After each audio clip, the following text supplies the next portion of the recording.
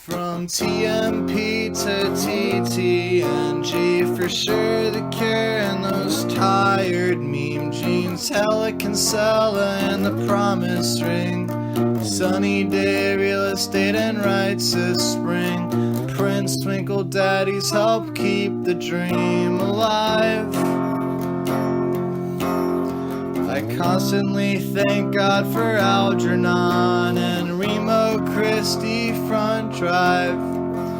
Mineral, snowing, high tide hotelier and more.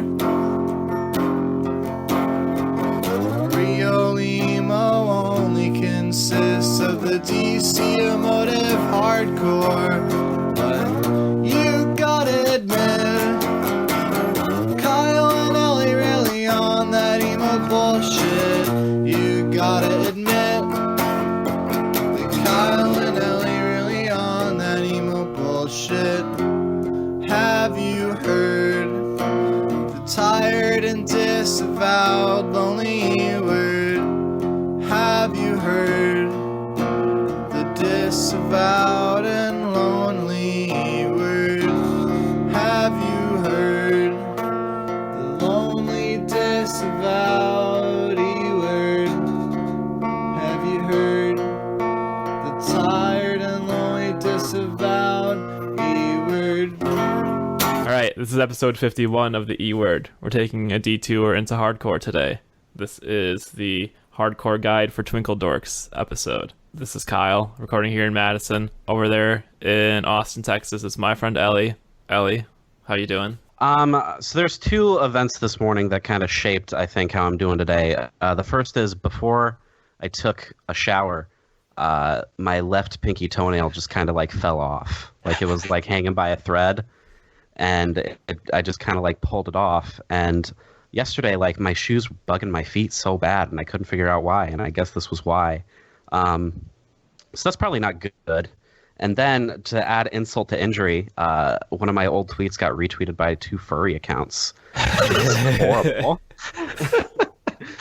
I like stalked their profiles to figure out why, and I guess they've been like really into the phrase diaper music lately. And I made a tweet like a year ago that said Mr. Bungle is wretched, awful diaper music for theater nerds and weeaboos. And so that was the tweet. They just like searched that on Twitter, and now I am associated with furries, and I can't think of any. I would rather be associated with neo-Nazis than furries. That's for real, yeah. Good God. Well, we invited a guest who is more than qualified for the job to get Twinkledorks into hardcore, and that is Gray Gordon. Gray. Yo, what's up? Fort Wayne? Yep, Fort Wayne, Indiana. It's not a well-known place. There's no specific facts you need to know about this geographic region of the country. It's pretty much a wasteland, a forgotten relic of the Rust Belt. But you know, Fort Wayne's the second largest city in Indiana, so I guess we have that going for us. You are the second guest on the podcast that's from Fort Wayne. Who else did you have on? Corey Purvis, right? Oh, okay. I could have guessed that. That makes sense. Yeah. Yep, I've known Corey for a long time. So I guess we start this episode with why are we doing this episode? Well, don't we want to plug some Gray's shit? Yeah. Sorry. Just put out a new Kill Surf City, right? I did, yeah. This is the part where I list my bona fides? Yes. Yeah, I do a solo project called Kill Surf City, and there's no way for me to actually describe it musically because every release I've done has been different sonically. It's a solo project that has a full band live incarnation, but I record everything myself at home. The most recent 7-inch is like a mix between French Oi, the Buzzcocks, and like first wave West Coast hardcore, which sounds incredibly weird on paper, but I think I managed to execute it in a way that feels cohesive and works.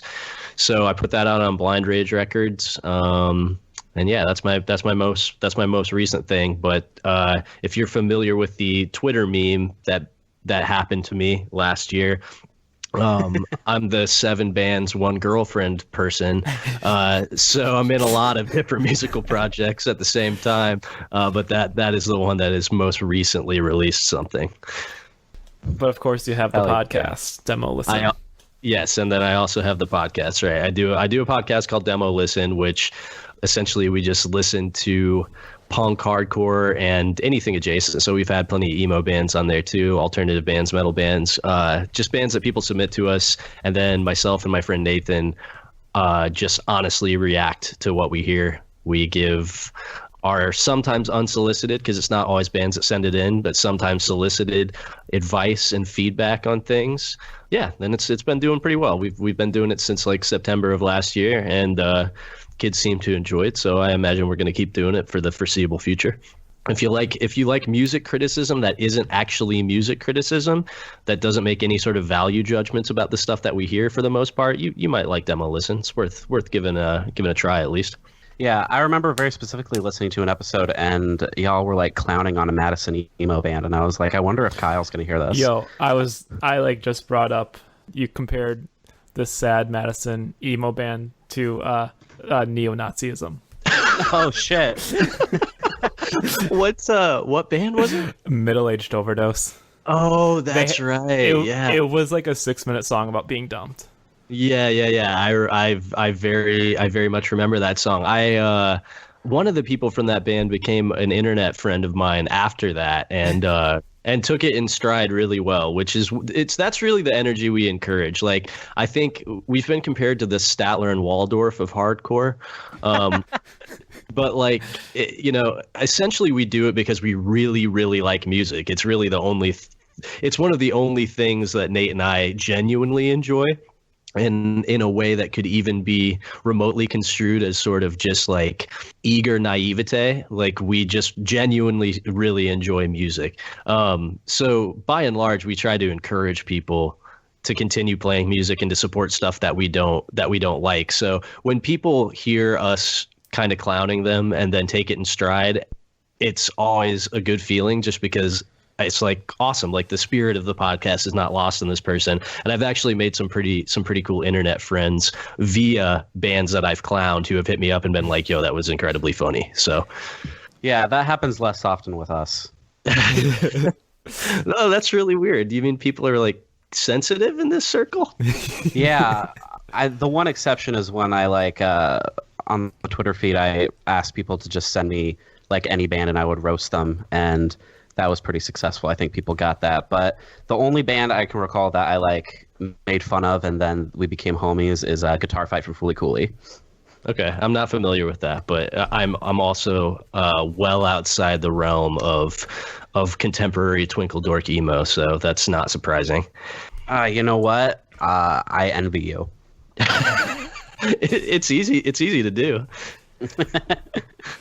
You have a podcast kind of dedicated to the whole thing, so I at least from an outside perspective, it doesn't seem like you're trying super hard to remove yourself. No, because at the end of the day, all my mocking comes from like a deep-seated affection for this whole thing. Yes, exactly. I'm very much the same way with stuff that I enjoy, for sure, and that's why like the friendships that I have forged through the podcast are cool, just because it's really nice when I can relate to somebody with that on that point, and like people understand that like my affection for punk and hardcore is at the core of this entire exercise. So, and ironically, in reflecting on like the sensitivity of the emo community, actually the most sensitive individuals that I've come across via the podcast are what you could class as the sonic opposite of twinkly emo, and that is like the hyper tough, hyper aggressive hardcore bands are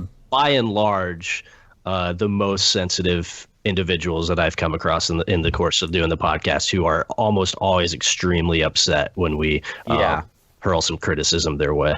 Yeah. One time I wrote an article about how deathcore kind of evolved out of like 90s hardcore, and this guy like stalked me all over Reddit, and he was very mad because I didn't talk in depth about the early 90s like Castle Heights scene. And he was like, what a fake ass bitch ass faggot pussy motherfucker, and doxed me on his like weird beat down Facebook page. That's so sick. That's so sick. I know. I know. At the time, I was like, it's weird that people can dox me, but now I like actively encourage it. So hell yeah. Yeah, for sure. That's cool. I love that. That's some good energy to come with. All right. So Kyle, you said you wanted. So we're gonna do. Why are we doing this episode? Then we're gonna talk about our bona fides, and then we're gonna dive right in. Yeah. All right. Sick. Yeah. So take two. Why are we doing this episode? I'm losing my voice. I think we've talked about this like basically this entire year. So hardcore stock is essentially going up while emos is dipping. The low ceiling of Twinkle shattered like a couple years ago. We're getting sick of it, and I think like there's no better time to get into hardcore than now. And I guess doing a podcast interview or a podcast episode for people to try and get into hardcore through being a Twinkledork is a good idea. Yeah, and I just I do want people to genuinely know that this comes from no actual love for hardcore. This is a completely calculated business move. Hardcore, famously lucrative. Yes, we're in it for the money, obviously. To paraphrase, set your goals. Right.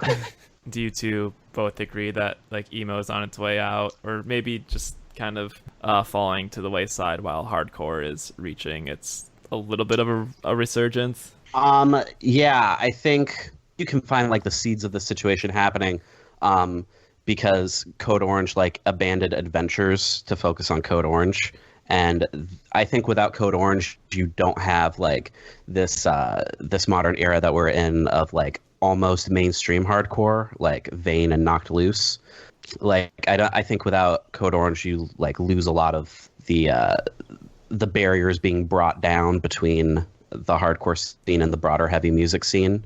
And I think because of that, more people are getting into hardcore now than they are getting into emo, which has become very insular and I don't want to say necessarily elitist, but there's definitely a sense that like if you say the wrong thing, you get kind of like booted or shamed, and hardcore has a little bit less of that uptightness.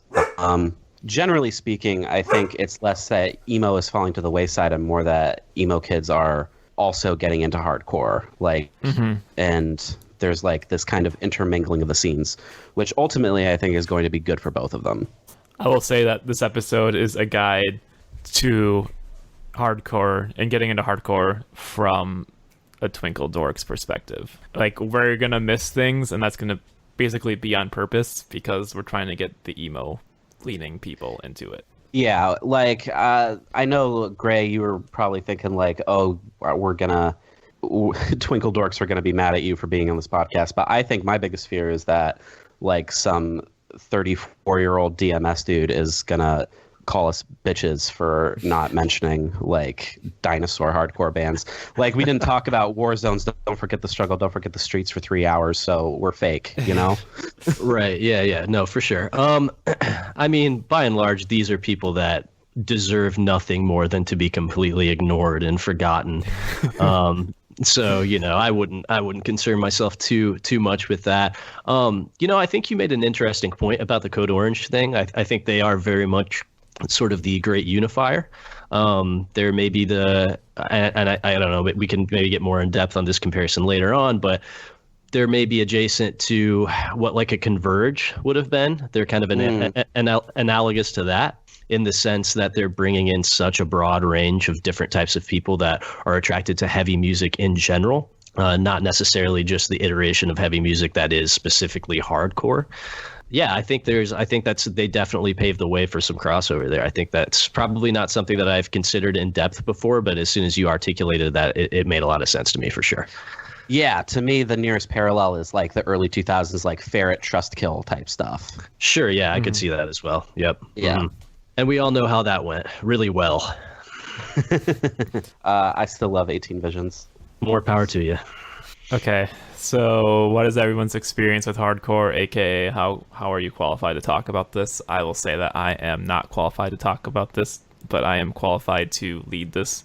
Kind of like in our Scram special episode, I was basically asking Ellie and the crew to teach me how to get into Screamo. I mean, I basically listened to the mainstream to like about Triple B Records level depth of contemporary stuff, and I've listened to the stuff that I'm supposed to listen to, but I'm no way like the level that I listen to emo is not the level I listen to hardcore. Right. Gray? Well, my bona fides are, I have a Hatebreed face tattoo. So you would be hard pressed to find someone more qualified to speak on the subject. In all seriousness, my dad was into punk and hardcore in the 80s. So I have the rare ability to boast that I was in fact born listening to hardcore.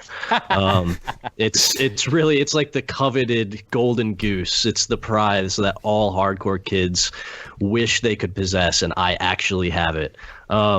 So, that said, I was raised in a house where punk, hardcore, and alternative music were sort of the norm. And then around 12, I started actively going to shows in my area and sort of rediscovering the music collection of my dad.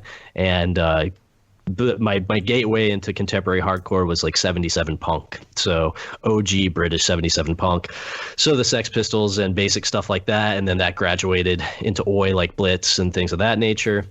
And Buzzcocks, and then eventually I found Youth Crew, and it was just all downhill from there.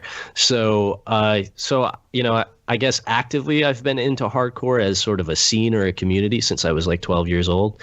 So in scene years, that makes me like 60 years old. So, those are my qualifications. And I've played in a lot of hardcore bands. I've been booking hardcore shows since I was like 17. So. Oh yeah, I also started getting into the scene in earnest around like 12 years old, started going to like more local shows around 13. Blade Brown often characterizes me as like a hardcore kid stuck doing an emo podcast. Mm-hmm. And I've always like thought it was weird that despite me coming up mostly listening to like hardcore and hip hop, but also like being very into emo, like almost as like a side thing, that people like associate much my persona with emo. And I think that's just because like my writing started getting recognized more when I started writing about emo. But I've been going to shows for like about 11 years now, and I write a lot for No Echo. And generally speaking, I probably have like less cred than someone who has actually played in a band. But the internet has been a huge stepping stone in me, just like getting connected with people in bands that I admire. And I think I actually met Gray through the Axe to Grind Facebook group, RIP. So indeed, yeah, RIP. Yeah. Why did it go away? I think Bob just like got sick of modding it. Yeah. Yep. I guess that explains why it just like went away from my feed. Yeah, I'd like to blame it entirely on Martin Joseph Rue, though. Oh man, that I won't go into any details there. I will say, I almost feel bad for that dude because he's been at this point so universally lambasted. Martin, if you're listening to this, I hope you're doing well, brother. No hard feelings. Yeah, I don't think he does, because like he does not like me, like on a very personal level. So well, that dude is like almost 50 years old and listens to Chunk, no Captain Chunk. So I think we can hastily disregard his opinion on you. Yeah, that's I think that's like honestly my biggest piece of hardcore credit is that a lot of like old hardcore dudes like hate my guts. So I would like to add really quick too that for anybody listening to this who might think, why is dude with the aforementioned Hatebreed face tattoo coming on the emo podcast, and what way is there any connection there? I will have I have emo qualifications for sure. I was at one point, I was mentioned by name in the Wikipedia entry for the emo revival. I've made it my personal mission to seek out the individual who went out of their way to remove me from that and make their life a living hell. But I put out a record on No Sleep. I put out a couple records on No Sleep. I recorded my full length with Ben, who does the project Kind of Like Spitting, who is like a classic, amazing, overlooked Northwest emo band from the 90s and early aughts. I'm friends with Bob from Braid. I have emo qualifications for sure. Speaking of which, Tom Mullen from Washed Up Emo told me to tell y'all what's up. Hell yeah. Oh, hell yeah. Yeah, he's one of our very first guests. Used to be in our DMs all the time, but we've fallen off. Maybe we should have Tom back on. Yeah, he texted me last night, just sort of making a joke that it was insane that another emo podcast had me on before he managed to get me on. Oof. But yeah, I guess those are our qualifications.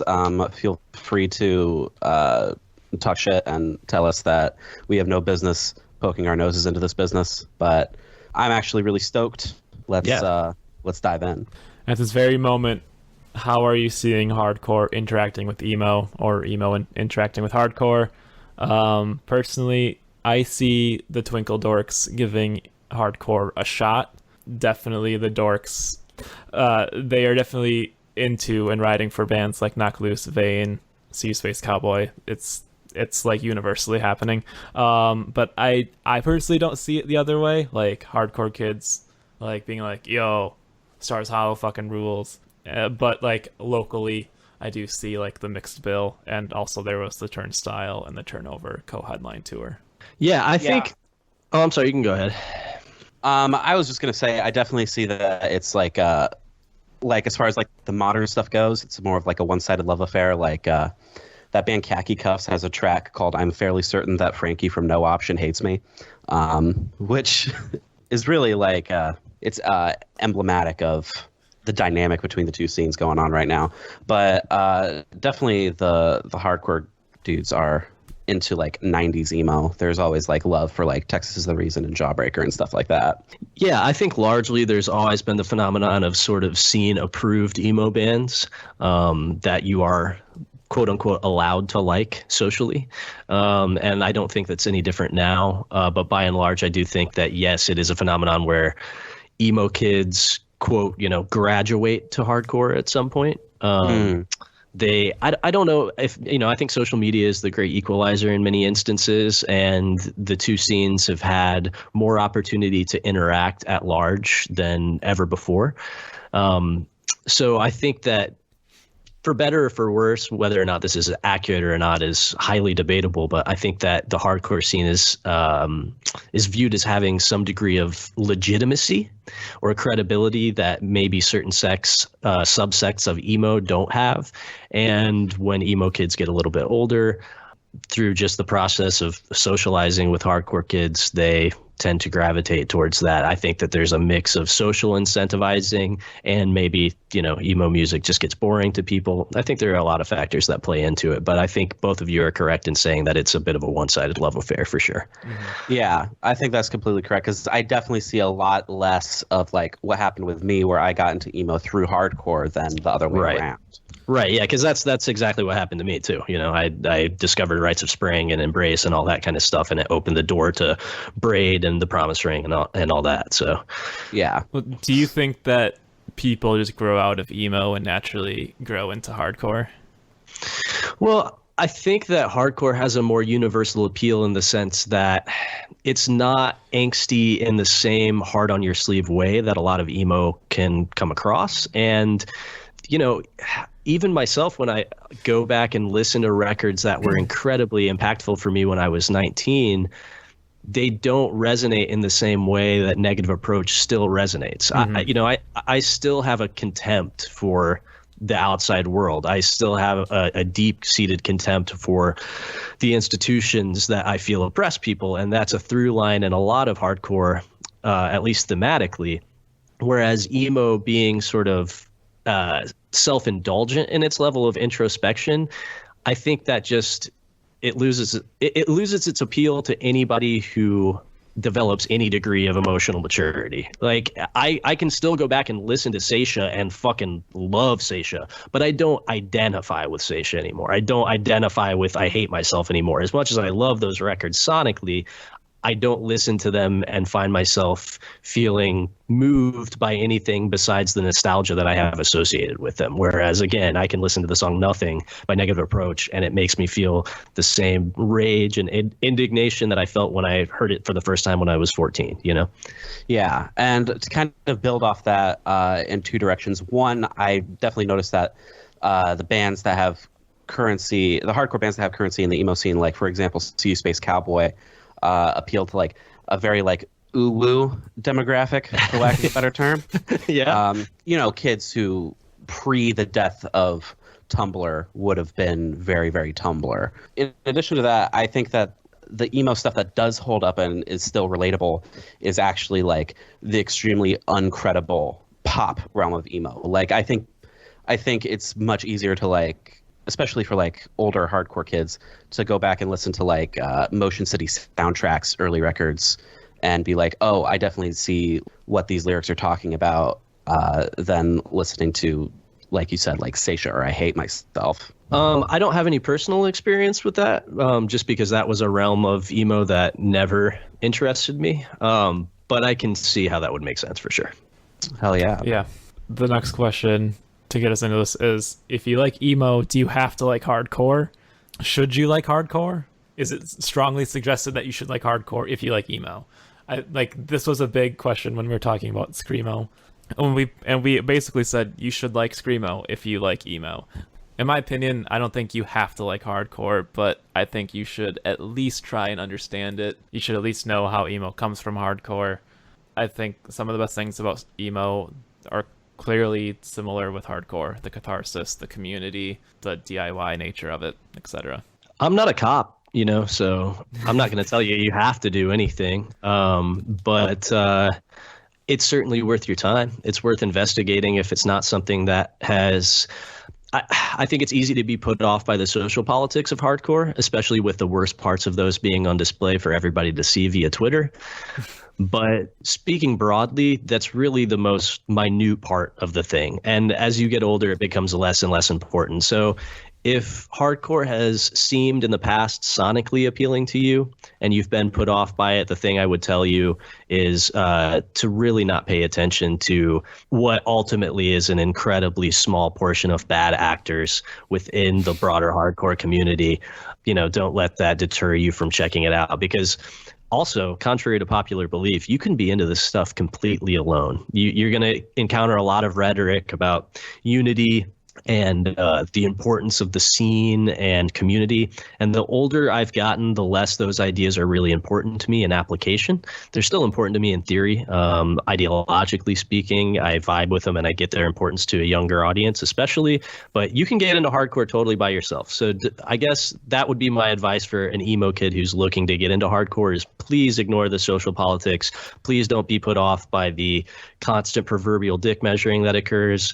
If you like it musically, just dive in. Nobody's going to be asking you your top 5 favorite bands at the door. And if there are people like that, I assure you they are passers through. They are going to be gone in the time span of less than 5 years anyway. So don't sweat it. So no, you do not have to be into hardcore, but I would encourage at least giving it a shot. Yeah, I think both of you hit the nail on the fucking head there. Nothing to add particularly. I guess maybe we should talk about specifically online. Are there any good online hardcore communities? I think people shit on our hardcore as much as they shit on our emo. Is that true? Yeah. Our hardcore, I think, has different problems from our emo. It's the same level of not necessarily toxicity, but irritation. But it definitely comes in different directions, where on our emo you have a lot of personality policing. On our hardcore you have a lot more of musical policing. Generally speaking, internet hardcore communities tend to be fairly localized, which is a trait that goes all the way back to the beginning of hardcore being discussed on the internet, alt.hardcore, Bridge 9 board. Yeah, the B9, or the Ottawa punk board, and stuff like that. What was the other? PAHardcore.com, I think it was what it was called. Yeah, but with Facebook, I think it's a lot easier to find a local page for your local bands. And really, I think if you are going to get into hardcore, and you have some sort of vested interest in being a part of a quote-unquote scene, getting into the local stuff is the way to go. Yeah, I think walking through the local door first is a good option, but it does come with a certain degree of baggage, because again, especially on local level scenes, you have personality types and characters that can be incredibly off-putting for somebody who's just begun their voyage into this world. So like, on one hand, I would encourage that if you're a person with thicker skin, because there is a lot of hazing and a lot of just general headassery and fuckery that comes along with any sort of community-based discussion about hardcore. So if you're not thick-skinned, maybe a solo voyage, maybe like a hardcore mentorship program is the route for you, where you can seek out a luminary of your local scene who you trust to not be a complete shithead and help put you onto stuff. Or, truly you have the internet at your literal fingertips, so you have access to an infinite well of knowledge. You have the Library of Alexandria of hardcore at your disposal at all times. So, again, I would just say, if you don't feel encouraged to participate in the community, don't feel as if that's a necessary facet of getting into the genre. You can definitely do research on your own, but if you feel inclined to participate, there are plenty of Facebook groups that you can get involved in. If you search hard enough, even the smallest communities probably have local shows going on. So both of you two are probably adding hardcore mentorship to your Patreons. Yes. 100%. I really like what you said about like a journeymanship or internship of hardcore, because while I agree that you can get a lot of the information just from the internet, kind of similar to hip hop, I think hardcore is a culture that has much more like a strong oral tradition.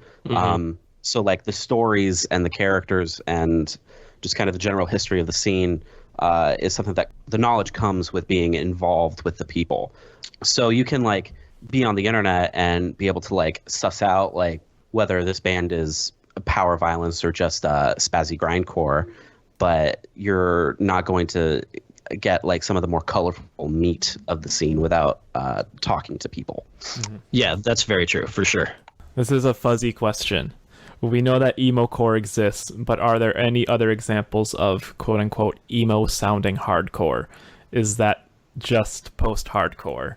And I thought on this for a while, and like I think like Touche is an emo sounding hardcore band, but from the get-go have just been called fake hardcore, fake screamo. What do you think? Well, I think that so much of whether or not a band is classed as hardcore depends largely upon their social associations.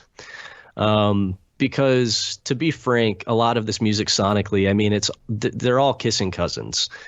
You can hear elements of one subgenre in the other many, many times. I mean, I've joked frequently, for example, that like depressive black metal is basically just screamo, right? Like literally sonically, it's basically just screamo. It's subject matter wise, it's screamo. There are so many things about depressive black metal that are essentially screamo. The only real difference are the social politics and the aesthetic.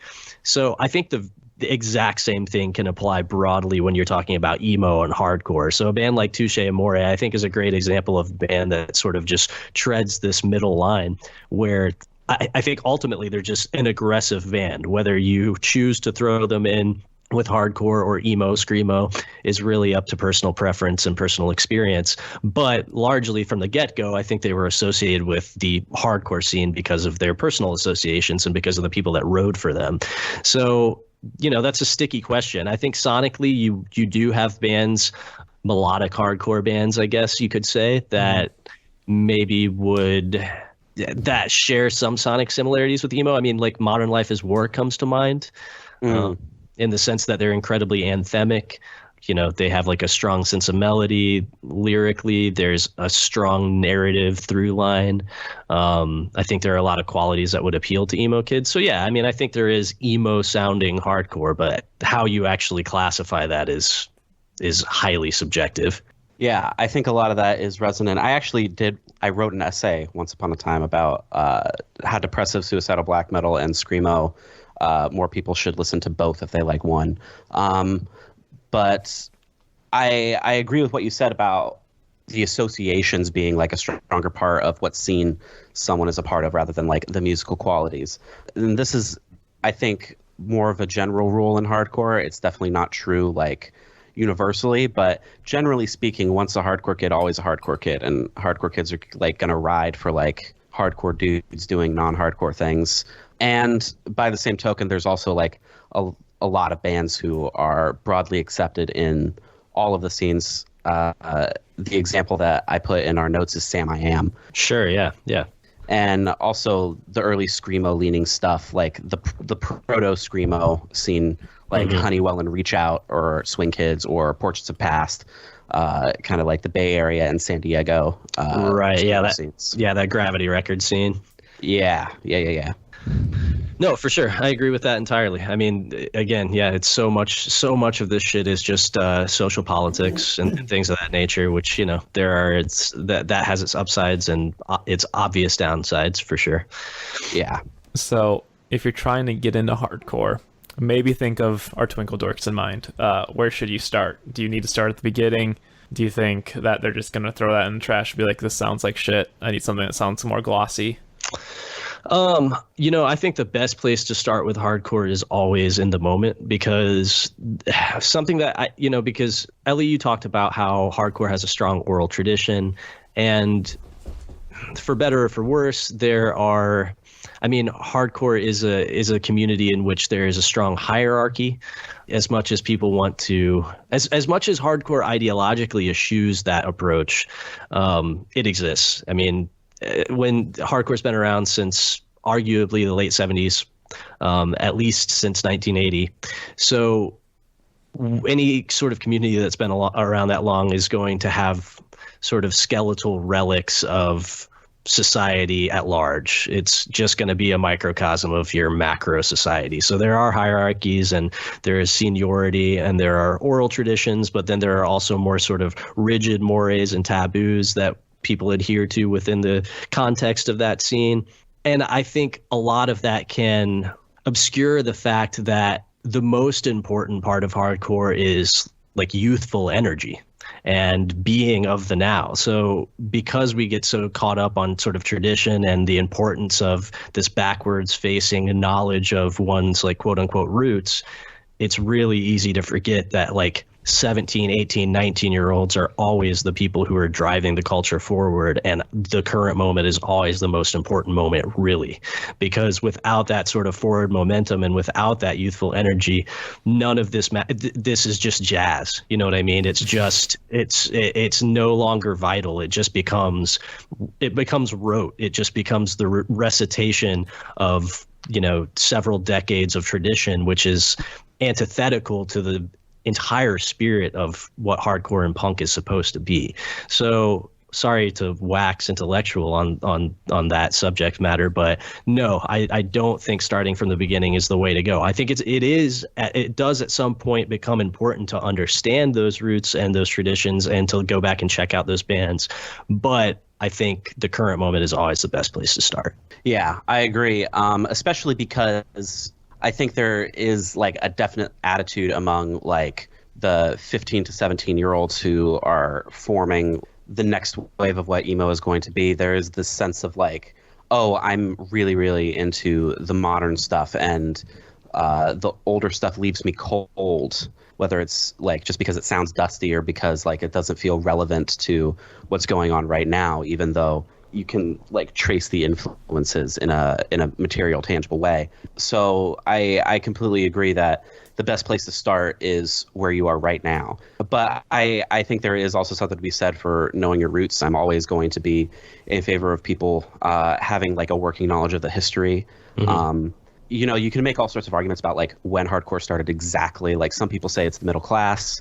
Some people say it's Black Flag Nervous Breakdown, even though I think that they didn't really get hardcore until Jealous Again. But the band that I think shares the most DNA with all hardcore of every generation and is absolutely vital for everyone to know is Bad Brains. For sure. Yeah, I would agree with that. Well, actually, to Bad Brains and Negative Approach. personally. Right. Yes. Yeah. No, I mean, you can draw a straight line from Negative Approach to almost every iteration of hardcore that has come since. Mm-hmm. Both those bands, I think, like actually kind of invented the modern form of the breakdown. Which so I was just about to bring that up. Yep, 100%. Yeah, like if you listen to like the 90s New York death metal bands who kind of like codified what the breakdown would eventually become, like Suffocation, the influences are New York hardcore, which is directly just Bad Brains worship. Yeah, 100%. Agreed with that on in every respect. Hell yeah, I got a gold star. Yeah.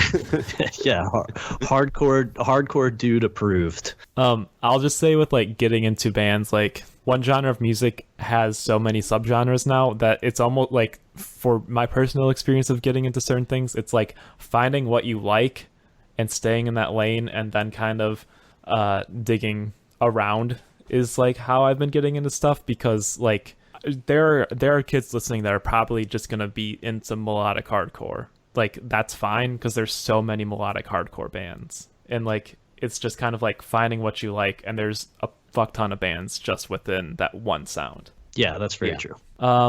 So let's just get to the classics and say, like, I was just curious if there are classic records that you think a Twinkledork specifically would like. So I think post Cows and Beer Die Kreuzen is a real good starting place. I definitely think that kids should check out the DC hardcore band Scream, who had a long and storied career. I think another DC hardcore band, J. Robbins era Government Issue, like the late 80s stuff they were doing, which was kind of more melodic, more leaning into jangle pop, but still had like kind of a hardcore bite, is going to be pretty accessible, especially to people who are into, say, the Smiths. Articles of Faith for sure, the Squirrel Bait self-titled EP, Husker Du's Metal Circus, which is a perfect, violent, messy hardcore record with like a beating heart of melody and emotion. And lastly, the Honor Roll, who are a pretty obscure Richmond kind of hardcore band that were among the first to incorporate post-punk influences. And their guitarist, Penn Rollins, in particular, became a huge influence on the guitar work of Drive Like Jehu, who correlatively became a huge influence on the guitar work of almost every emo and post-hardcore band that came after them. Yeah, for sure. I think that's a pretty good and comprehensive list. I agree with most of those. I would contend that I think even some of the earlier sort of mid-'80s Government Issue stuff has a lot to offer. Like I think even Joyride has moments that a contemporary Twinkledork might find enjoyable, like the second track on that LP, Understand. You know, that song still today gives me chills, but is absolutely teeming with melody and song structure that would later become way more standard in you know, post-hardcore emo and things of that nature. I think you hit on most of the major ones. I would also contend that Dag Nasty is a good jumping in point. Yeah, I was wondering about putting Dag Nasty in there because there are some people who actually consider Dag Nasty emo core from the get-go. Yeah, I could see the other argument mainly because Dave Smalley is ex-DYS. Brian Baker is obviously like a very punk hardcore luminary. Definitely like the guitar work on Circles is formative for sure, and just the vocal work all over, especially on Values here. Yeah, for sure. And you know, I would not necessarily throw Dag Nasty in with the emo core thing, just because they, to me, are a distinct entity.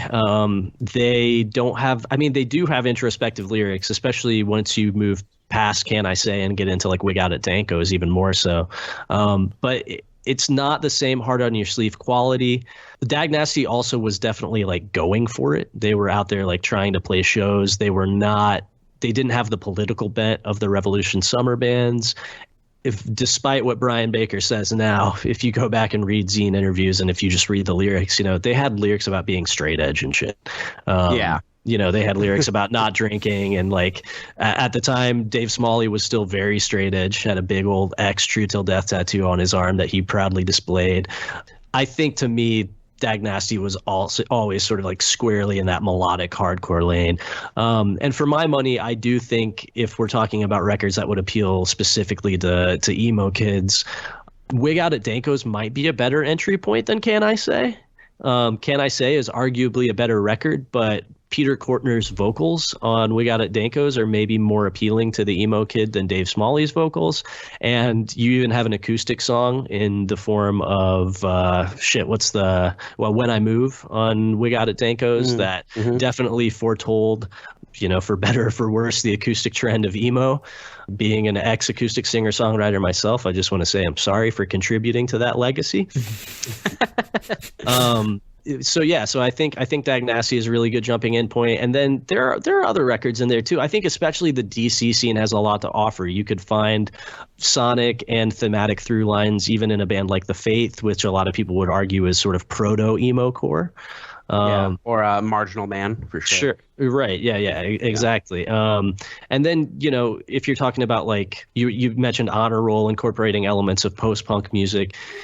Early on, the umbrella of hardcore was a lot wider, and it encompassed sort of the broad range of American punk bands that were doing something that was outside the realm of just sort of traditional meat and potatoes punk rock. So you got bands on like the This Is Boston, Not LA comp. You had bands like the Proletariat, who strictly speaking now, they would not probably be considered a hardcore band if they came out today. They would be playing shows with bands like Institute probably. This would be a band that's on Dias Records or something like that. But like at the time, hardcore was really the only scene that could account for what they were doing.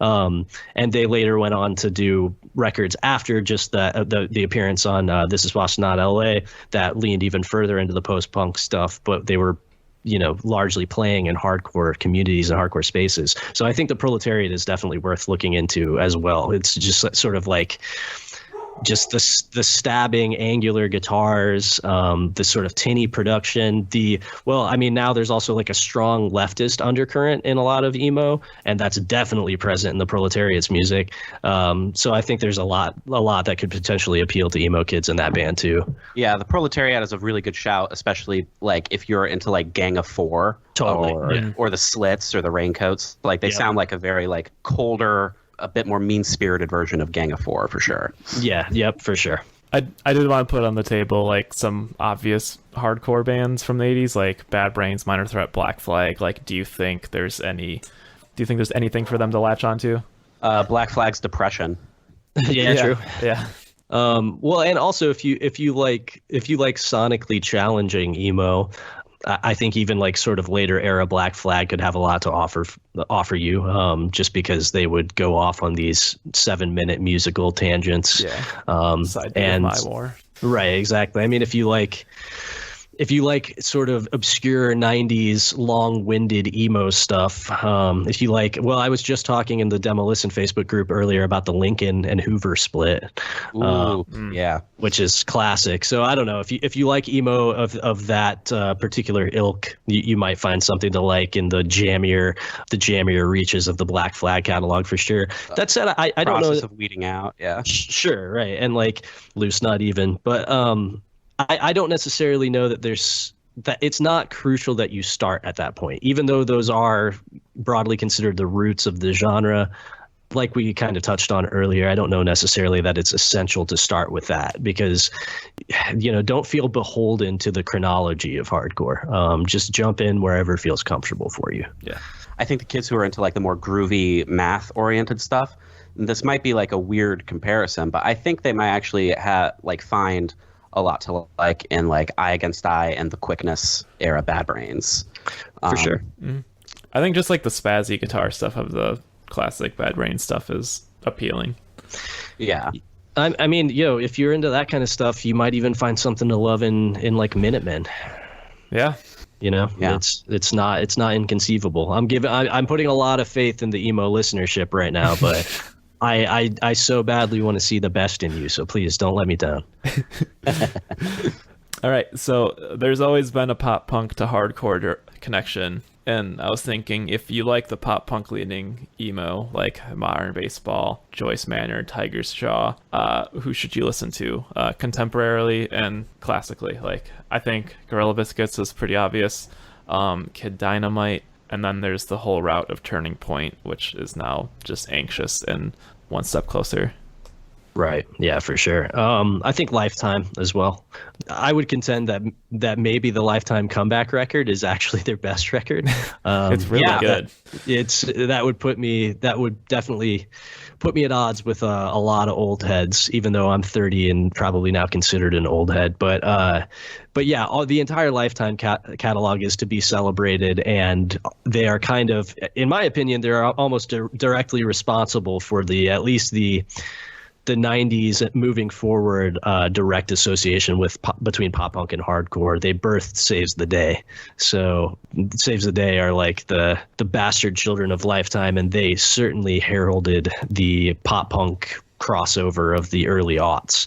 And for that matter, if you've never listened to the first Saves the Day record, Can't Slow Down, it's well worth checking out, and like the hardcore lineage is very clear to detect. I mean, at that point they were literally a Lifetime worship band. I think the bands that you mentioned, Gorilla Biscuits, obviously, as far as contemporary jumping in points, I was going to bring up One Step Closer and Anxious. Shout out to those kids. They are absolute real ones. I think Mil-Spec is maybe a good place to jump in too. Yeah. Mm-hmm. A really, really strong melodic sensibility with that band. I especially like the 7-inch changes, and Praise and Give too. We're spending a lot of time in the sort of DC, Baltimore, greater sort of capital area, but there's always been a strong tradition of excellent melodic hardcore from that area, and contemporary times are no exception to that. So yeah, I would say Praise and Give. I mean, while definitely not sharing a lineage with pop punk, they just have a certain melodic sensibility that I think would be appealing to people who are already into bands you mentioned, like Joyce Manor or Tiger's Jaw. It's more conceivable for me to see somebody like that getting into Praise than getting into Never Ending Game, Yeah, on the Praise and Give tip, definitely also like Fury. Yeah, for sure. Or even like some of the newer stuff like Magnitude. Mm-hmm. I was going to shout out Half Heart here because pop punk kids like generally already love Half Heart, because the cover of that album looks exactly like the cover of the first the Academy Is album. Building off Gorilla Biscuits, if you like the catchier moments of the Gorilla Biscuits catalog, you have to check out Civ. Oh yeah, totally. I said Anxious. Under the Radar era, Grade. Mm-hmm. And then also just like bands who toured with pop punk bands like Terror, Rotting Out, bands that like share a lot of members with pop punk bands. Like Strong Arm ended up having like a connection to Further Seems Forever, who obviously birthed Dashboard Confessional. Zayo, who are led by Brett Detar, who was a guitarist on the best the Juliana Theory is led by Brett Detar, who was the guitarist on one of the best Zayo albums. Yeah. Shai Hulud, obviously. Yep. And the Fallout Boy hardcore stuff like Arm Angelus and Race Trader, Kill the Slave Master, The Killing Tree, who ended up becoming Rise Against. Just like a lot of that, like Chicago stuff, especially. I'm just gonna go on record here and say that you can skip Arma Angelus. Oh, okay, yeah, fair. not a good band in retrospect, but I strongly recommend Race Trader for sure. Oh, I saw Race Trader live last year, and amazing, like incredible live band. Yeah. Yeah, they are truly fucking. I'm glad that they're getting their moment in the sun, because I think they were largely unheralded outside of sort of strictly speaking metallic 90s hardcore circles. And it seems like the last few years they've been getting a lot of shine in a broader sense, and it's been very good to see. Fuck yeah. All right. So what I think a lot of people like about emo is that even though it's sad and melancholic, it's also catchy. So I think a good way to get some of these catchy people that need a melody to get into music is what is codified as melodic hardcore. was reading around and seeing if like people actually use this term still, but like when I was getting into stuff online, I think melodic hardcore was something that was specifically tacked on to bands that sounded like Shai Hulud.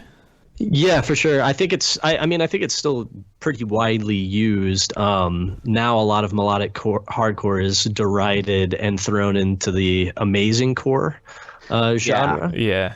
Which is, again, initially concocted as a term of derision. To paraphrase, I think Axe to Grind's explanation of how that term arose initially was that it was bands like American Nightmare around the turn of the century were often lauded as, quote, amazing by overly eager young people on internet hardcore boards. And so bands of their ilk and bands that sort of came in the wave of American Nightmare, which could broadly be classed as melodic hardcore, were termed by its detractors as amazing core. But yeah, I think melodic hardcore is still a pretty apt genre description, and you still have plenty of bands that fall within that realm. Like we already mentioned, One Step Closer. I think that they firmly fall within the realm of melodic hardcore. And it is, it can be seen in certain circles as a dirty word, but I think when applied just as strictly as a genre tag, it accurately describes a lot of really good bands. I already big up to Modern Life is War. We just talked about Have Heart. I think, all of those fall squarely in the melodic hardcore world and are great bands, or even like Sinking Ships or something like that. Go It Alone too. For my list, I put Modern Life is War, Defeater, who I think is going to be an easy one for people to get into specifically. Counterparts, I think, are considered melodic hardcore, but like I feel like Counterparts has always been like hardcore specifically for like pop punk kids. Yeah, so Counterparts is actually literally a direct ripoff of a local Fort Wayne band, and they will. Shit! And literally, they will 100% cop to that. Anytime they play in Indiana, they shout out this Fort Wayne area band. So, it's interesting you bring them up. Yeah, my friend's band, Saints Never Surrender. They were a band that formed around a little after the turn of the century, and then kind of got big in the mid to late aughts with a record called Brutus that I would encourage anybody in the sound of my voice who likes Counterparts, go listen to the record Brutus by Saints Never Surrender. It is absolutely fucking uncanny. Like, they lift riffs directly from Brutus. But yes, I think you're correct in your assessment about Counterparts. I mean, I would say, being generous, I would give them the melodic hardcore genre tag. They might be veering into metalcore, but I won't nitpick. Yeah. I was gonna shout out a lot of like bands that I think now are kind of seen as like the B tier of the Modern Life is War type stuff, but they were very, very big when I was getting into hardcore stuff, like Killing the Dream, Ruiner, Sinking Ships, The Effort, to a lesser extent Casey Jones. Edging into more modern stuff, I think Hesitation Wounds is really good. An easy jumping point because Jeremy's in Touche Amore. Super Unison, R.I.P., and a newer band in this style that I really, really enjoy, Sunstroke. Oh yeah, Sunstroke's great. Ian, who plays in that band, is a homie. Really, really good band. I've mentioned Praise, Give, bands like that. If you dig that shit, definitely check out Sunstroke. Yes. Yeah, also, I was just going to say this is probably the first time that Casey Jones has been mentioned in name on a podcast within the last decade. Hell yeah. They were a big fucking deal when I was coming up, but yeah, that's because of their falling off. That's because of their association with that god awful band Evergreen Terrace. Yes. And they were also like over the top, theatrically straight edge. I used to have a Casey Jones shirt, which is embarrassing to admit, but I had a Casey Jones shirt that was a buff hardcore dude who had another dude in like a terrified looking man in a rear choke who was about to shoot up heroin but was dropping the syringe as this hardcore thug choked him out, and then it just said Casey Jones straight edge, and then in big bold letters beneath the dude who was about to use drugs said you are nothing. Fuck. Jesus Christ. It's one of the most deeply embarrassing pieces of merch ever printed, but yo, shout out. shout out to Casey Jones for really doing it. Also, a little bit of trivia about the effort is if it weren't for the effort, then Man Overboard's Defend Pop Punk shirt would never exist. So fuck the effort. Yeah. Because that shirt was a direct parody of the Efforts shirt, which was the exact same design, except it said Destroy Pop Punk. Yeah. Yep. I wanted to squeeze in here, like, what sonically makes something melodic hardcore? Like, is it just they're like catchier, more anthemic, or are they generally kind of softer, do you think? I don't know necessarily if softer would be an accurate tag to throw on that. Although the hardest of the hardcore dudes would certainly have you believe that. Yeah. There's plenty of melodic hardcore that has incredibly that has an incredible forward momentum energy wise. I mean, like early American Nightmare is as moshable as any floor punch stuff, in my opinion. But yeah, I think overall it's right in the genre tag, right? Like, yeah. It's just a stronger inclination to explore melody and more overtly, I also generally think that not always, but sometimes there's like more of like a trebly guitar tone, and lots of like fast-paced parts that lead into very impassioned sing-alongs. And sing-alongs generally come with like the slowdown, but the drum patterns are also like a bit more quicker and light. Yeah, I could see that for sure. All right, I teed this one up with absolutely no idea where this would go, but I wrote this question as a quote from someone who I thought would ask. Okay, but I like emo because it's sad. Does sad hardcore exist? Oh, does it ever? Hardcore is a sad fucking genre, I think, actually. It just channels the sadness through like rage rather than like woe is me type posturing. But definitely like the Boston tortured artist scene, like we've already shouted out American Nightmare, but also like Hope Conspiracy, to a lesser extent Suicide File. 90s hardcore bands with emotive vocals and lyrics, Damnation AD, Split Lip, Endpoint, Guilt, Threadbare, Falling Forward, By the Grace of God, Unbroken, especially Unbroken. Holy shit. Yeah, for sure. And there's a lot of like heavy hardcore bands with just like miserable regret-filled lyrics, often tagged regretcore. Stuff like Harm's Way or Death Threat or VOD. Vision of Disorder's lyrics have some of the most fucking sad undertones I've ever heard. It's outside of like Life of Agony. And then hardcore adjacent sludge bands, 16, Dystopia, Cavity, and early power violence is just fucking suicidal meth heads, a la No Comment and Despise You. Yep. Yeah, no, for sure. So, hardcore has a strong and long tradition of sad sax fronting bands. I think especially 90s New York hardcore has a really weird, sad undercurrent that doesn't get spoken about a lot. But like Crown of Thorns has tons of really sad lyrics. Like I think the second song on Mentally Vexed is Lovesick, and it's literally just you left me cold-hearted, you left me in the dark, I needed someone special to ignite the spark. Like that's the refrain of that fucking song. It's the undercurrent of sadness in New York hardcore, 90s New York hardcore especially, is a very weird, under-discussed thing. You have bands that were sort of adjacent to that scene too, regionally. Not New York hardcore, but some New Jersey stuff, some Boston stuff. I mean, Ellie already mentioned like VOD and Life of Agony and shit. That was all from the region as well, and definitely had some introspective and self-degrading lyrics.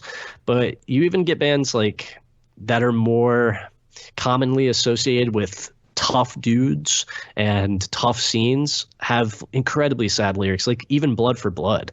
Like I think Blood for Blood is like, dude, those guys hated their lives like so much.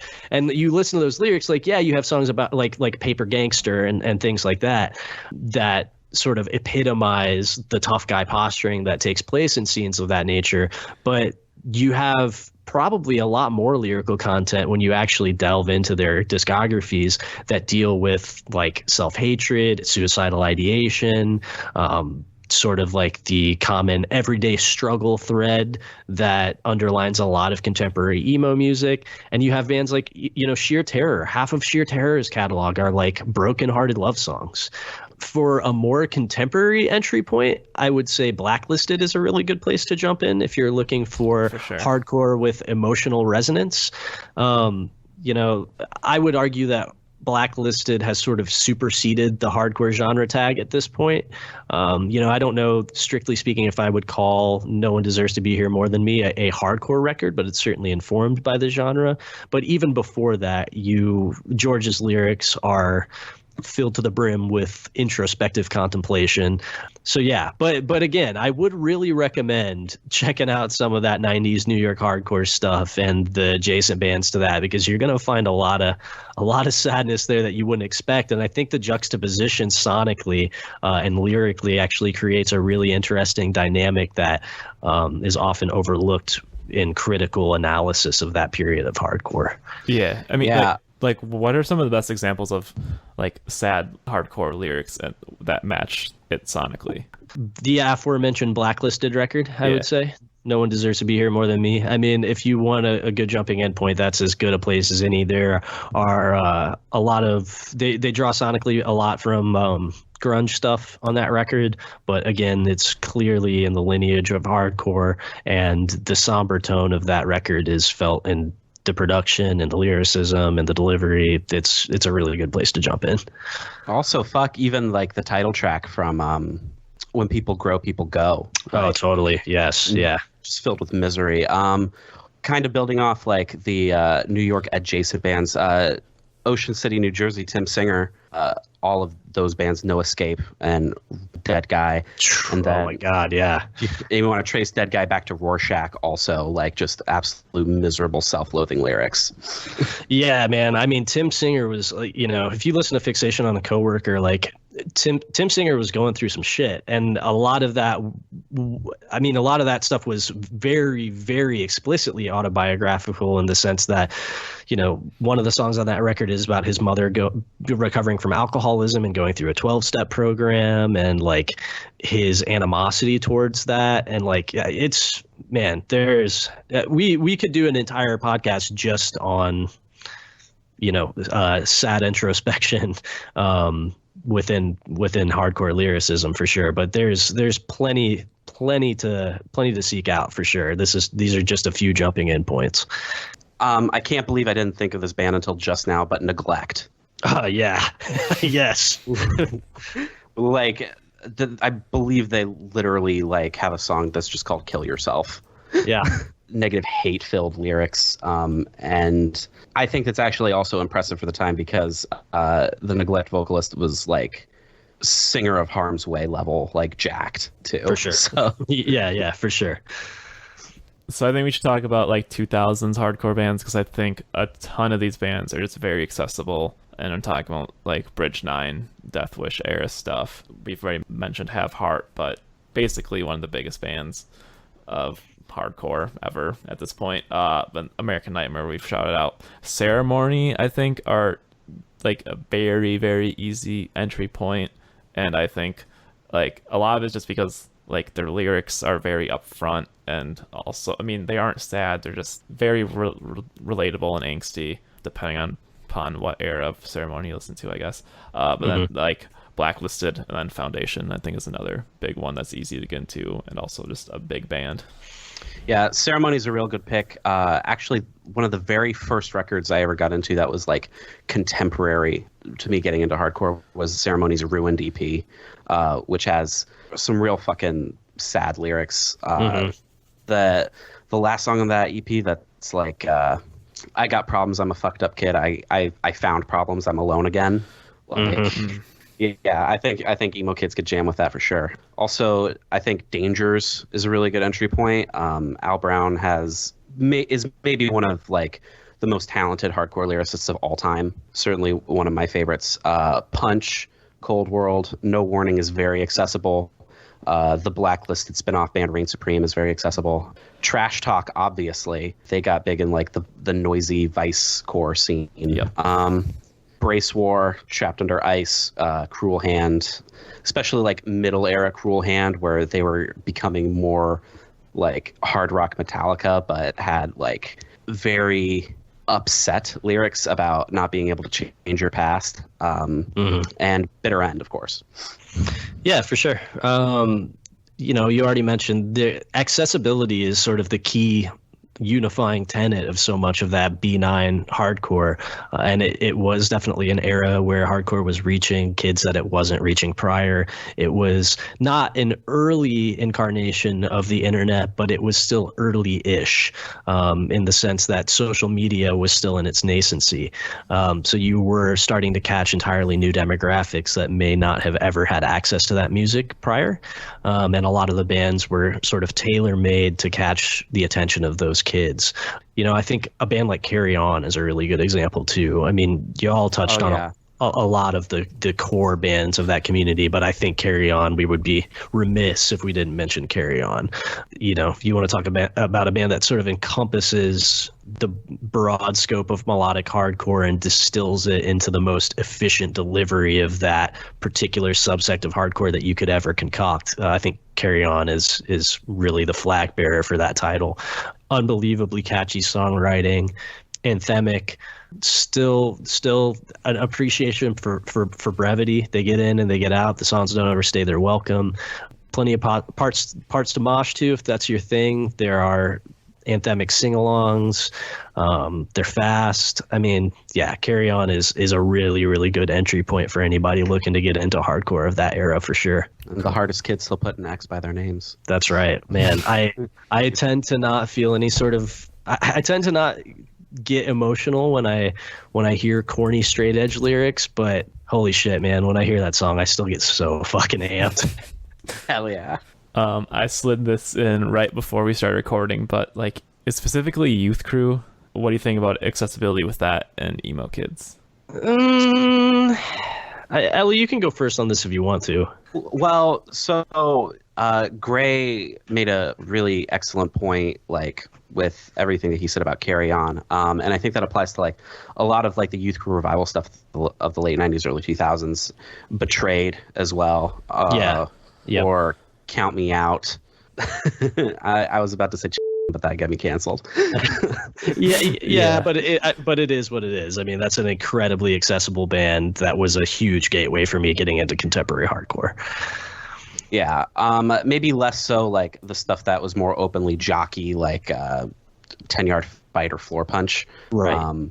But that stuff is definitely still catchy, and I think that was like an era of Youth Crew that was drawing especially hard from like Gorilla Biscuits rather than say like Judge or Bold. Yeah.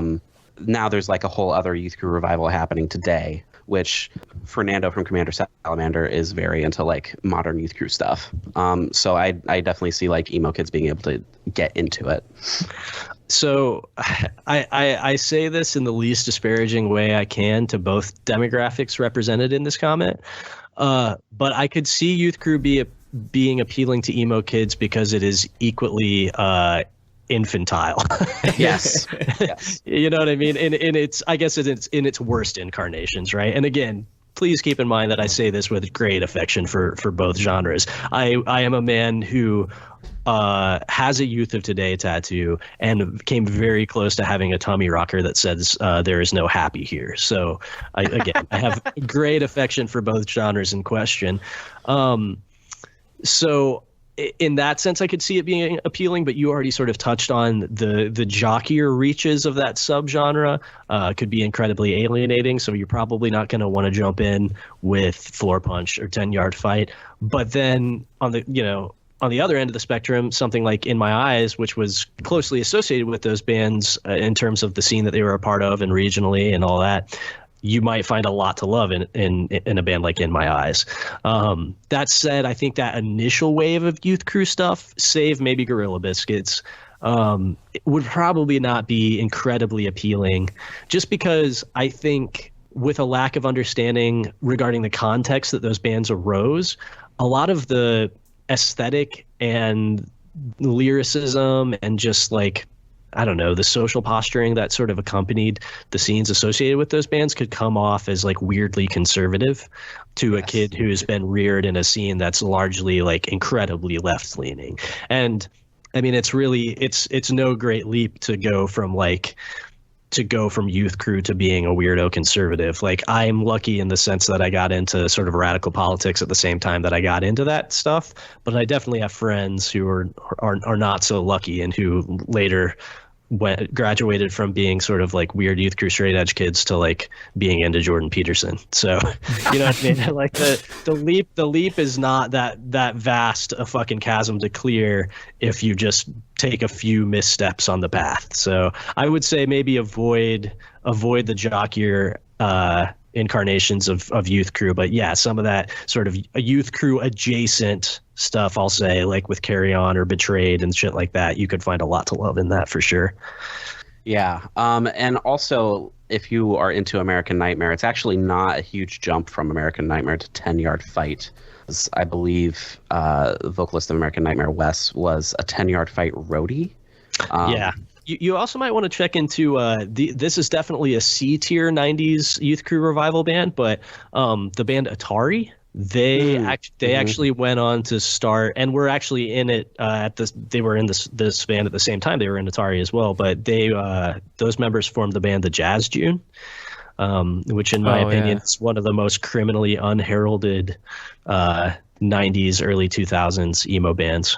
And shout out to the homie Brian Gasler from the Jazz June if you're listening to this. I knew they were in a hardcore band, but I forgot which one it was. Yep, they were in the youth crew band Atari. Huh. Also, you might be into the music, or you might just think it's good for a laugh. But check out Fast Break. I love Fast Break so much. I actually do dig them, but there's definitely like some corny elements to their song. Oh yeah. It's super, super corny. It's very of a moment for sure. Yeah. All right, it's time. What about some heavy bands? I said, is there even a chance that emo kids get into Converge? Because I feel like even getting into Converge takes a guide to get into. I actually do think there is like a huge window for emo kids to get into Converge. If you read interviews with like Jay or Kurt, there is like a lot of influence on Converge from like Heroin in their earlier stuff. Mm-hmm. Yeah. The song Albatross on Petitioning the Empty Sky ends with like a Christie Front Drive like Twinkly breakdown. Yeah, totally. Also, if you're into like off the wall like math stuff, like the later eras of Converge where they started getting more proggy, would probably appeal to you. Sadness Comes Home has like that uber noodly main riff, which is not a far cry from like the math rock band Snooze.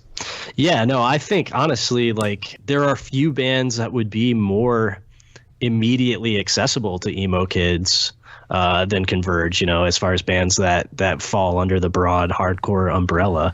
There is a lot of sonic similarities between certain eras of Converge and Screamo, to be quite frank. Yep. Jay's lyrics are very depressive, very hard on sleeve. And Kurt also produced a shit ton of Screamo records. Like he produced an Orchid record. He produced Seeing Means More Than Safety by Jerome's Dream. Mm-hmm. Yeah. I mean, the 1-2 punch that opens up You Fail Me, First Light and Last Light, holy shit. It's hard to find. I mean, even Jacob Bannon's vocal delivery on that, right? Like he has his sort of signature vulture-ish squawk, but then he also he occasionally lapses into like very Screamo adjacent sort of shouty spoken word passages that, I mean, you can draw a straight line from that stuff to a band like Touche Amore for sure. I mean, the first time I saw Touche Amore was by accident when I rolled up to Detroit to see Converge, Coalesce, and Black Breath, and Touche Amore was opening the tour, and I'd never heard him before, and I immediately was like, whoa, this band fucking rips. But yeah, I mean, I think you could jump in, save maybe like the more early to mid 90s metallic hardcore end of their catalog, you could jump into Converge's discography pretty much anywhere, and I think you could find a lot of things that you would immediately identify as familiar to you. But if I was going to pick like one track that I think an emo kid would latch onto, especially from a lyrical perspective, it'd probably be the opening of When Forever Comes Crashing, My Unsaid Everything. Yeah, I could see that. I could see that for sure. I mean, also like the fucking magnum opus that is the title track of Jane Doe. I mean, it's if you have 11 and a half minutes to spend, it's as a person who is a loud proponent of brevity in songwriting, if I'm going to bat for an 11 and a half minute long song, there's something to it. I would highly recommend checking that out. Yeah, and that song's also a bridge to like hardcore descended post metal like ISIS or Totally. Pelican, who are like heavy Appleseed cast, basically. Yeah. Yep. Yeah, for sure. Man, it's just like talking about all these bands with like someone who's similarly nerdy about this stuff. It's just, it really highlights the fact that I think what should be the sort of if you glean anything from listening to this episode, it's that truly all of these things are kissing cousins, and there are through lines that connect all of these. As insular and separate as you might think these communities are, just based on social interaction that you view passively on Twitter and things like that, they're really, broadly speaking, all under the same umbrella. And I assure you, if you play Converge and Seisha for your coworker at Wendy's, they're not they wouldn't even know they were a different band. Yeah. Yes. So sure. for all that separates us, there's more that unifies us. But your broader question about like heavy bands though that emo kids might get into, I mean, regardless of Converge, or Converge notwithstanding rather, I think a lot of them are bands that have been brought up throughout the course of the show. You've mentioned Vane a couple times, which I think is a good jumping in point for bands. Sonically, not really my shit, but an incredibly good band at what they do. You mentioned like See You Space Cowboy. Again, not my shit, but undeniably a good band. Or you have a band like Wrist Meets Razor or something like that. Largely, these are bands that are not representative of my taste in the least bit, but I understand their appeal as sort of gateway bands to get into heavier music. And they have an element of they retain an element of the sort of like haircut hardcore of the early 2000s, like Ellie earlier mentioned like Ferret Records and Trustkill. So they retain that same energy that 18 Visions, bands like 18 Visions brought to the table, which I think can be appealing for a casual fan of the genre. But they still do have an element of heaviness that I think, when followed to its logical conclusion, could potentially lead a kid to Cold as Life. You could get there conceivably fairly easily if you just keep following that path. Cold as Life are so fucking good. Like they are shit. They are so good, and a really interesting band in terms of just their history. Yeah, they went from like more Oi influenced stuff to like maximum Detroit dance floor justice. Right. Exactly. I think Nails. I was going to bring them up. Yeah. Also, like even fucking Hatebreed, like Perseverance, Wipe the Tears from My Eyes. Right. Yeah. I mean, I didn't mention Hatebreed earlier when we were talking about sad hardcore, because there is such a strong self-motivational sort of tip that Hatebreed's lyrics tend to gravitate towards, but there is also a lot of like, I hate myself, how did I get here, in there. So Hatebreed might be a good spot to jump in if you're looking for something both heavy and lyrically reminiscent of maybe something that you already enjoy. Yeah, I think probably like the single most like emo Hatebreed song is Defeatist from Supremacy. For sure. And I would also say Supremacy is the last Hatebreed record worth listening to. And this is a man with literally not only a Hatebreed face tattoo, but Hatebreed hand tattoos. And even I only ride for Hatebreed up to a certain record. So yes. I have nowhere to put this in, but like, what about a band like Every Time I Die? I'm not saying that they're a heavy hardcore band, but like they seem like an outlier of hardcore, but also like just one of the most accessible heavy band in general. Yeah, this might be a slam to my cred, but like Every Time I Die is actually one of my favorite bands of all time. Keith actually does have like a heavily emotive and even like insightful element to his lyrical style. Probably because he's actually like a genuinely good writer. Yeah. But like listening to fucking like Pornography from Hot Damn, or especially like Low Teens, which is like a very emotionally heavy record. I think there is like a lot like lyrically to glean from Every Time I Die for an emo fan. Yeah. Yeah, they're a band that's never been particularly appealing to me, but whose obvious talent I recognize and respect, and I certainly laud them for sort of raising the hardcore banner high in terms of like taking out hardcore bands and support slots and just being, I guess they're an excellent entry point for somebody who is maybe not ready to jump into hardcore feet first, but is interested in heavier or more aggressive music. I will say my first impression of Every Time I Die when I was a kid, I was already very into Drive Like Jehu, and I heard a song off of probably Hot Damn, I want to say, and I was like, yo, they ripped off the fucking riff from Adam Jack. Yes. And that was like interesting to me as a 14-year-old, because I was like, what the fuck? That's so weird. Especially at that time, again, this is in the nascency of social media. And I'm a fucking 14-year-old kid in Fort Wayne, Indiana. So I think I'm the only person who knows about Drive Like Jehu. So that was sonically interesting to me. But then after that, it never did much for me. But yes, I think they should get due recognition as an excellent band in terms of bridging the gap between more mainstream music and heavier music. Mm-hmm. Hell yeah. There's like that whole world of like the Chariot and stuff like that doesn't belong in hardcore. It's basically just metalcore adjacent, but like I know a lot of kids that are presently into emo that like the Chariot and Norma Jean are like what they would call their hardcore past.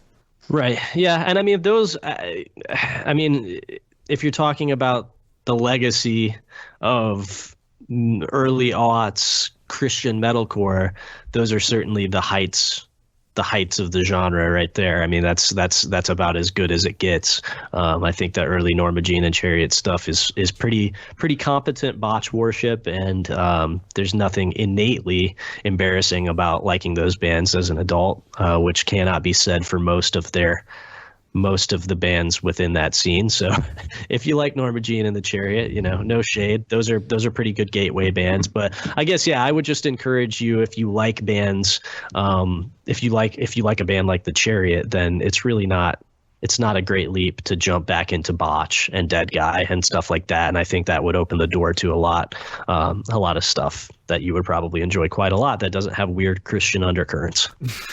Yeah, it's like just kind of like alarming to me how like important like the Chariot, Dance Gavin Dance are to like some people that listen to emo presently, because like it just like that should just 100% missed me. I'm really glad to hear that Dance Gavin Dance missed you, because that is bona fide clown music. The thing that's weird about Dance Gavin Dance is that they have like screamo bona fides, like our homies with like Alex Bigman and rep like Blood Brothers and Orchid. Yeah, the Dance Gavin Dance worship is weird to me, especially because like their fan base is so aggressively pro Dance Gavin Dance, anti anything that is not like affiliated with Will Swan, and I think it's a bad move to even mention them because we will get punished in the replies. Well, hey, yo, don't come for the E word. Come for me. I'm just saying right now, Dance Gavin Dance is music for ex-marching band kids. And I actually do like some of like the stuff that probably would have been seen as contemporary to Dance Gavin Dance. Like, I'm sorry, Gray, because I know you think this band is like actual like Yo Gabba Gabba music, but I like Circus Survive. Oh, I don't even like that band. I like Seos and I like Audience of One. I'm like a Anthony Green fan, but that stuff is like definitely not heavy, much more noodly. And it's unfortunate because At the Drive-In was such a good band, but you can lay the blame directly at their feet for that style of music. You can, for sure. I will say that I can't say really anything positive about being on Warped Tour, but the one thing that it taught me is that sort of the point that I tried to drive home earlier, and that we have so much more in common than we do anything else, because I kind of became friendly with so many bands that in high school I vocally lambasted to anybody who would listen. I think the specific instance is that I ended up, for a brief moment, I almost joined Census Fail as a touring guitarist, which was an incredible full circle moment because in high school there was like a local sort of singy metalcore band that I thought really sucked. And they were about to have like their first show. And I had heard their demo and I thought it was awful. And I was like a dyed-in-the-wool like street punk kid. And I told everybody to not go to the show because they were just a Census Fail cover band. And that Census Fail was one of the worst bands ever. So why would you want to see high schoolers trying to play Census Fail covers? And they got really mad at me and wanted to fight me. And then via going on Warped Tour, I became like, friends with Buddy and like friends with people from fucking Silverstein and shit, and bands that I legitimately actively hated and talked shit about. But you get to know these people and you find out they're all wearing the same Floor Punch shirt that you are. They just kind of they just took a different and a wiser and more lucrative path. Yeah, Silverstein has covered Orchid and Lifetime. And I will say, shout out to Census Fail, because every time I've seen them, they end their set with a cover of Death Before Dishonor. Yeah, which is pretty fucking sick. Yeah. But like, I guess, are there any other shout outs for just like ignorant heavy shit? Ignorant heavy shit. Okay, because I was gonna talk about 18 Visions, as I always do, but they're slightly less ignorant, except for some of their lyrics, like if you don't want to ride the rocket, then get the fuck off. Yeah, I was gonna say they're ignorant, just in a very different way. Yeah, probably my favorite, just like knuckle dragging hardcore band is 3 Knee Deep, which I was gonna talk about later, but like I remember like, because bands with like low vocals in hardcore, like they need to work a little bit harder to get me into them. But I was into 3 Knee Deep from the get-go because their logo is like some of like the slickest graph work I've seen like in the modern hardcore scene period. If you're into like hand style, like just check out their logo and reproduce it everywhere. I wouldn't say I'm the wrong person to ask for this, because I do like plenty of stuff that falls in this realm, but probably less than what is presently popular in the hardcore scene at large. A lot of knuckle dragging ignorant music is making a bit of a comeback right now, and frankly, most of it's not for me. I do like some greats of the genre, but it's like with a wink and a nudge. I like them with the full understanding that they are undeniably stupid. For me, it's the key element of enjoying this stuff is not taking it seriously. So, I love a band like Irate, for example. Or even like Everybody Gets Hurt or Back of the Neck, and that sort of East Coast scene of like mid to late 90s weird mosh crew music. But you need to keep in mind that it's not only okay to, but essential to the enjoyment of the music to laugh at that shit, right? You have to laugh at Fury of Five while you listen to it, or you're missing a core element of what makes it so great. You like, I love the first Biohazard record, but like, it's also fucking hilarious. It's undeniably funny. Yeah. So see also Scarhead. Yeah. Sure. Right. Exactly. Or even a band like Stout or something like that. Right. Yeah. There's some of that stuff that I enjoy more just in earnest. Like we already mentioned, Cold as Life, I think is genuinely like a legendary band. I also think another underrated Detroit area band from the same era. Earth Mover is very worth checking into. I was going to talk about Earth Mover. Also, like, if you want to like get your feet wet with Beat Down, like, you could do a lot worse than Bulldoze, Next Step Up, and Grimlock. I was just about to mention Next Step Up. Yes, exactly. Bulldoze for sure. Bulldoze, are often cited as the godfathers of beatdown hardcore, and that's largely true. But sonically, they're really just a heavy hardcore band. They don't have a whole lot of hallmarks of the genre that would later become more pronounced once you got bands like Dying Fetus influencing the genre. Actually, Dying Fetus covered the Next Step Up. So there's a lot of crossover between sort of like slamming death metal and contemporary beatdown hardcore, and a lot of that stuff I don't really like, but there are a few gems. And like I said, bands like the Next Step Up I think are well worth checking out if you're interested in heavy ignorant hardcore. But I will not begrudge you if you're not interested in it, because again, there's a high laughability factor in that stuff. Also, shout out to like that Northeast, like just ignorant death metal scene. Like Pyrexia's Hatred, Anger, and Disgust EP is very good. It's basically like proto beatdown, but with like more straightforward hardcore vocals, even though they were like a death metal band. Yeah, for sure. And I will say, as far as ignorant music goes, I straight up, even though I have like a general distaste for a lot of beatdown hardcore, I absolutely love slam. On any given day, you will catch me listening to like cephalotripsy and shit like that. Gray, did you ever read Stuff You Will Hate? Yeah, I did. Yeah. Okay. Yeah, Finn's been the homie for like 10 years now. But it's definitely his fault that I even like give a passing listen to slam. Well, didn't he do the feature that wasn't it Krayshawn's DJ? Yes. That dude is really into slam, and he did like, I think he did 2 blog posts on Stuff You Will Hate that were like the guide to slam. Yes. His name is DJ Two Stacks. Shout out. Yeah, DJ Two Stacks, that's right. Yep. RIP Stuff You Will Hate. I can't believe that like there's literally no way to read it anymore. Jesus, but really? Yes. The only way you can read it is like if you have like a Feedly account, you can read like back to like 2013, which isn't even like the glory days of the blog. And there's a couple articles saved on archive.is, but Finn took it down and like excluded the URL from the Wayback Machine.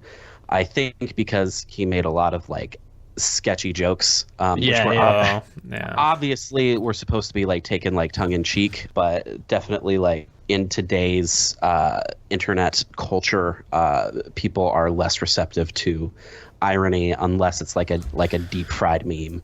Right. Yeah. Yes, exactly. Yeah. And I mean, the man now has a burgeoning media empire to maintain, so I imagine he doesn't want anybody to be able to draw a straight line from him to incriminating blog posts. Also, shout out like the roots of Stuff You'll Hate, like Hipster Runoff and Something Awful.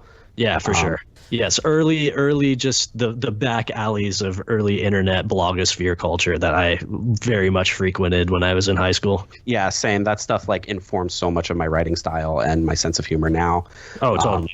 It's weird because like stuff that was like very clearly like satirizing shitty attitudes is now like without the benefit of context just seen as like a reproduction of shitty attitudes, which is unfortunate. Yeah, well, I mean, I don't know. Yeah, we will definitely not delve into a deeper discussion about this, but decontextualizing everything is sort of the order of the day. As I view my peers interacting on the internet, I find that becoming less and less the case, and I think the pendulum is probably swinging back the other way, and hopefully we'll settle somewhere comfortably in the middle, more reasonable area soon. Before we get into the last question, are we missing anything? Like, I'm sure we are, but like, are there any other weird corners of hardcore that we should shine some light on? I mean, this is a thing you could write a thesis paper on. You know what I mean? Yeah. So as far as what we are reasonably able to cover in the scope of a single episode of a podcast, I think we've done a pretty good job of being as comprehensive as 3 people could hope to be. Yeah. I was trying to find a way to fit in something like, Fucked Up, who is beyond hardcore. Is that accurate? But like at this point, yeah. Yeah.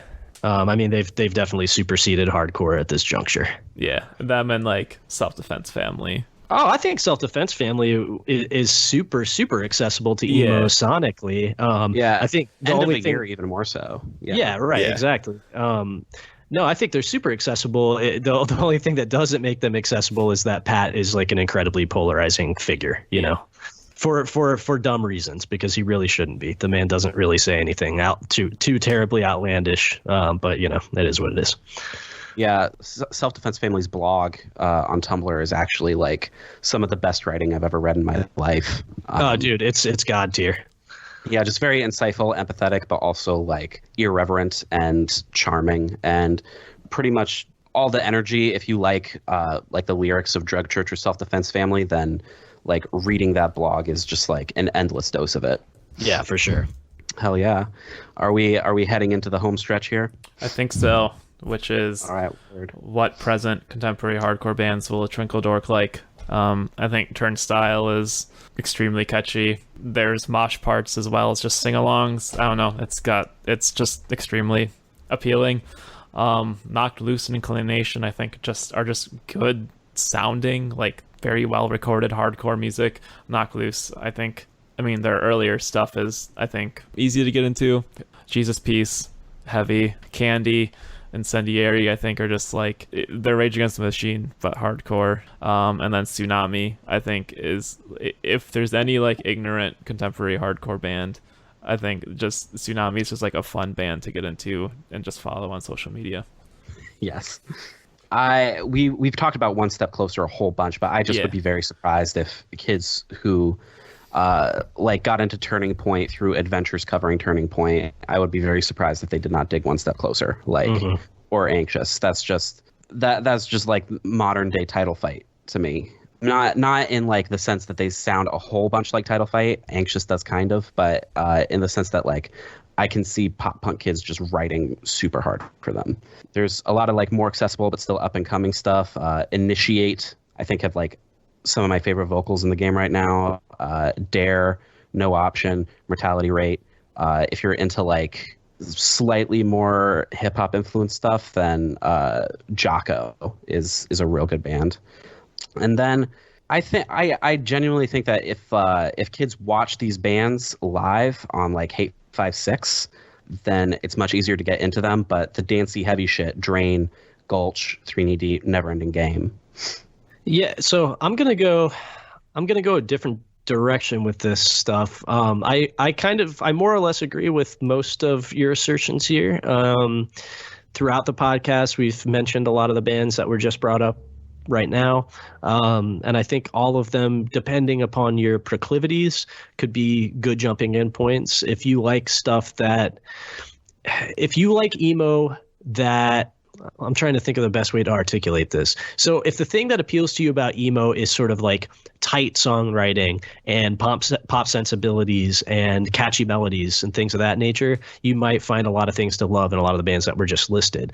But if the things that you like about emo are the less accessible elements, I think that maybe you could potentially land on the weirder corners of the contemporary punk and hardcore scene, like what would broadly be classified as like egg punk. I think could potentially appeal to you a lot. I think, and you have sort of like you have a few bands that cross over more into mainstream hardcore spaces like Bib and Gag. Yeah, for sure. But I could see those bands potentially being super appealing to emo kids, just because they come with all the aggression of hardcore with way less of the bravado, but no less of the sort of the performative aspect that makes the live experience so fun and engaging. And then musically, they're doing something that, even though it's no more akin to emo than something like Never Ending Game is, it might feel a little bit more sonically accessible in the sense that it's a little bit left to center. And then, that could lead you to like Lumpy and the Dumpers and the Lumpy Records catalog. Or like the Hattiesburg, Mississippi scene, a band like Judy and the Jerks, who would definitely classify themselves as a hardcore band, has a lot more in common with bands that you might see in your local DIY basement scene than something like Inclination, for example, or even bands like Laughing Gas or Matrix, the whole NWI scene that's kind of led up by Mark Winter, DLIMC, Coneheads, CCTV, all of these bands, Eric Nervous. I think that there's a lot there in that sort of hardcore adjacent punk world that could act as a bridge to maybe get you into the genre in a more broad sense. And I mean, a lot of those bands are some of my favorite contemporary bands, period. So those are good shouts. I personally didn't mention them because I don't really like a lot of that stuff. Just a word of warning, I think like socially, there's a bit of a similar vibe to like the Mysterious Guy hardcore type of attitude. Where like if you don't have like some obscure 1983 Boston hardcore 7-inch, like you're a poser. I think that's like a viable warning. But musically, for sure. Yeah. Musically, yeah, definitely get into it. Especially if you like Devo core bands like Lurk. You know? Right. Yeah. 100%. Yeah. No. Yeah. That is a well-deserved warning. Do not talk to these people under any circumstances. They're awful. They think wearing their dad's jeans and big glasses somehow makes them different from average run-of-the-mill hardcore kids, but in fact, it just makes them even more intolerable. I mean, one of the bands that I mentioned, I have an actual beef with one of the members in the bands. They're just a really good band, so I had to throw them in there. But yeah, though they're awful people, and it's an impenetrable scene socially. So. Yeah, you just have to separate the art from the artist. Yeah. The situation. You if you're listening to sort of like egg punk, Devo core, college punk, you have to do a big separate the art from the artist, because most of them are intolerable people who you would never want to have a conversation with. So how did we do here? You think we did well? Yeah, I think we did really fucking good. Cool. One of my favorite episodes of recent memory. Gray, thank you so much for coming on.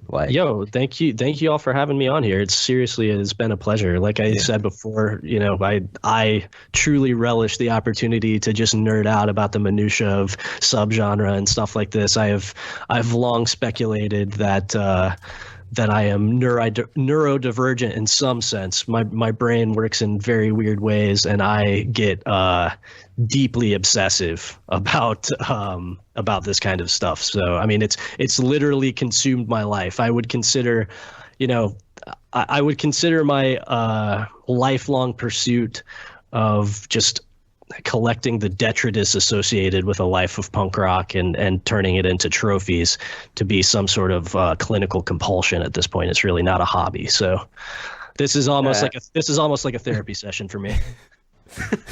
As it turns out, I think we ended up being like on the same wavelength for the vast majority of it.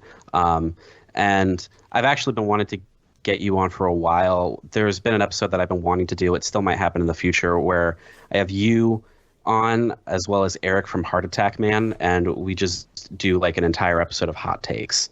Oh yeah, baby. Eric and I are already homies, and if you saw our private texts, the hot take, there are just hot takes galore, baby. Fuck yes. If you think Eric's spicy on the internet, wait till you get to know him IRL. He's so fucking sick. He's the man.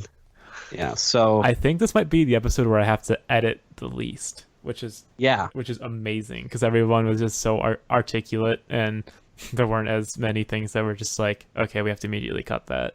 I will also say, it's commendable to both of y'all for braving the potential backlash and inviting the ire of the Twinkledork emo community by having me on, because I will say that is probably, as far as just a broad demographic of people that hold me in deep contempt, I think that's probably the one.